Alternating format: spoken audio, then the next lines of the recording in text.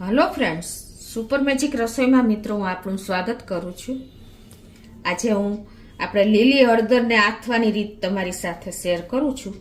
તો તમને ચોક્કસ આ વિડિયો ગમશે। ગમે તો લાઈક કરજો, શેર કરજો અને સબસ્ક્રાઇબ કરવાનું તો ભૂલતા જ નહીં। અને મિત્રો બાજુમાં રહેલ બેલ આઇકનને પણ પ્રેસ કરજો જેથી કરીને લેટેસ્ટ વિડિયોની માહિતી તમને મળતી રહે।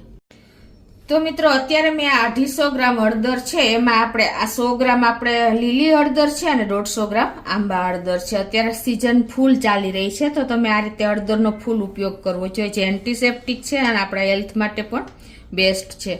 तो अत्यारे मैं आ हळदरने 3 થી 4 पाणीए धोई लीधी छे। आपणे मार्केटमांथी लई आवीने એટલે एकदम क्लीन कर लेवानी अने हवे आपणे आ हळदरनी छाल उतारवानी छे।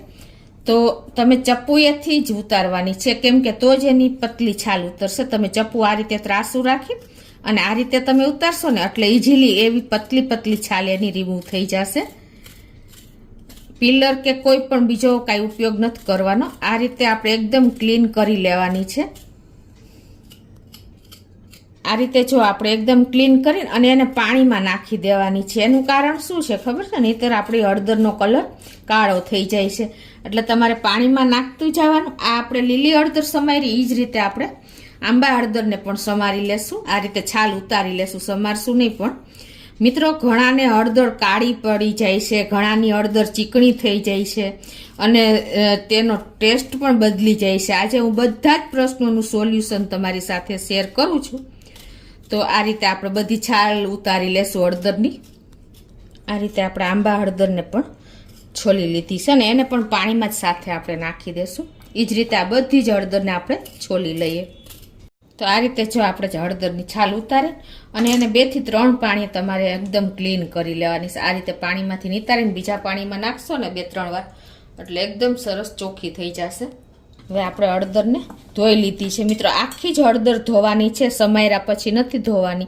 જો તમે સમાયરા પછી ધોશો ને તો એનું મેઇન તત્વ જતું રહે છે। એટલે આપણે છાલ ઉતારીને અને પછી 3-4 પાણીએ ધોઈ અને આ રીતે ક્લીન કરી લીધી છે। હવે તમારે શું કરવાનું છે કે આને આપણે સમારી લેશું। તમે લાંબી ચિપ્સમાં પણ સમારી શકો છો અને આ રીતે પતિકામાં પણ સમારી શકો છો અને નાની કટકી પણ કરી શકો છો। કોઈ પણ રીતે તમે જે શેપ તમને ગમતો હોય એ શેપમાં તમે સમારી શકો છો।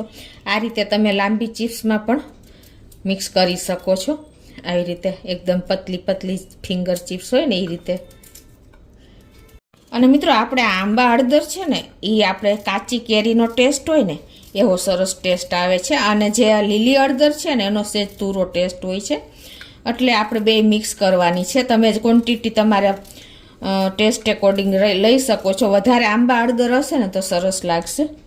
તો આ રીતે જો આપણે ગોળ પતિકામાં સમારી લીધી છે પતલા એવા।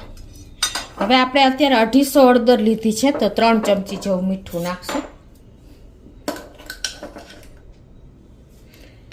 તમને એમ લાગશે કે આટલું મીઠું, પણ મિત્રો આ મીઠાનું પાણી થશે ને એટલે આપણી હળદર એકદમ સરસ લાંબો ટાઈમ સુધી તમે રાખી શકશો। અને હવે આ 3 લીંબુનો રસ લીધો છે મેં, એ પણ આપણે આમાં જ નાખી દેશું।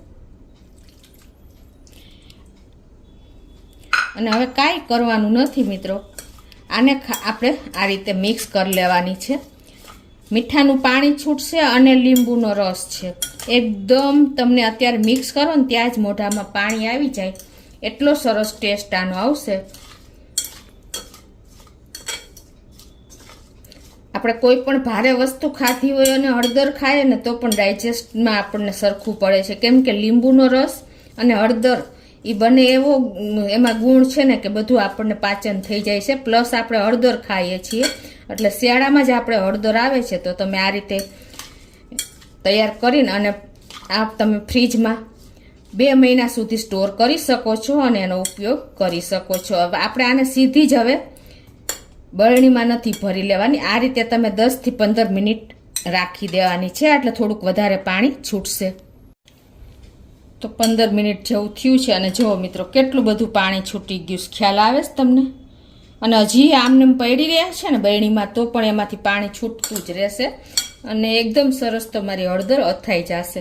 તો હવે એને આપણે આવી રીતે કાચની બરણીમાં જ ભરવાની છે બને ત્યાં સુધી, તો એનો ગુણ જળવાઈ રહે। પ્લાસ્ટિકની બરણીનો બને ત્યાં સુધી ઉપયોગ નથી જ કરવાનો। તો આ રીતે આપણે બરણીમાં ભરી લેશું. આપણે આમાં પાણીનો બિલકુલ ઉપયોગ નથી કર્યો મિત્રો. જે પાણી થયું છે ને એ લીંબુ અને મીઠાનું જ થયું છે. એટલે આ રીતે તમે કાચની બરણીમાં એરટાઈટ બરણીમાં ભરીને અને ફ્રીજમાં તમે 2 મહિના સુધી આનો ઉપયોગ કરી શકો છો. પછી હવે આને આપણે જો ઢાંકણ ઢાંકીને એરટાઈટ બરણી અને પછી તમારે સેજ આમ જ્યારે લ્યો ને ત્યારે આવી રીતે હલાવી લેવાની. એટલે નીચે પાણી છૂટતું હશે ને એ બધું મિક્સ થતું જશે. તો તમને મિત્રો ચોક્કસ આ હળદરનો વિડીયો ઉપયોગી થશે. લીલી હળદરનો ગમે તો લાઈક કરજો, શેર કરજો અને સબસ્ક્રાઈબ કરવાનું તો ભૂલતા જ નહીં.